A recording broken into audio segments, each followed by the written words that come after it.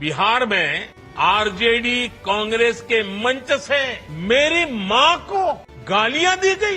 ये गालियां सिर्फ मेरी मां का अपमान नहीं है, ये देश की मां, बहन, बेटी का अपमान है। राहुल गांधी की रैली में माननीय प्रधानमंत्री मोदी जी की स्वर्गवासी मां के लिए जिन अपशब्दों का प्रयोग हुआ है, मैं उनकी कड़ी निंदा करता हूं। अरे वो प्रधानमंत्री जी की मां हो या राहुल गांधी की मां हो, है तो वो जननी ही।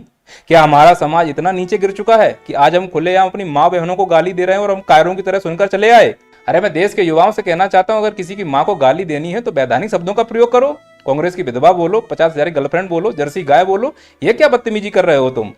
और माननीय प्रधानमंत्री जी से मैं बोलना चाहूंगा, इतने बड़े आप नेता हो, आपको ये समझ में आना चाहिए कि रैली में से कोई भी कुछ भी बोल सकता है। क्या किसी नेता ने इस प्रकार की भाषा का प्रयोग किया है आपकी तरह? नहीं किया ना, तो फिर ये क्यों आप ड्रामा कर रहे हो मंच पर आकर कि हमको गाली दी गई है? अरे हो सकता है जिसने गाली दी हो वो इस क्लास का स्टूडेंट हो, इसमें से कई टीचर को तो आपने ही अवार्ड दिया है। मना करता था इन गालीबाजों को आप सर पर मत चढ़ाओ, तो इनके स्टूडेंट गाली तो देंगे। रोजगार आपने दिया नहीं, बची क्या उनके पास, गाली तो वो दे रहे हैं। या हो सकता है कोई एसएससी का भरा बैठा हुआ हो, आप उनकी सुन नहीं रहे हो, तो उसके अंदर वो दर्द है।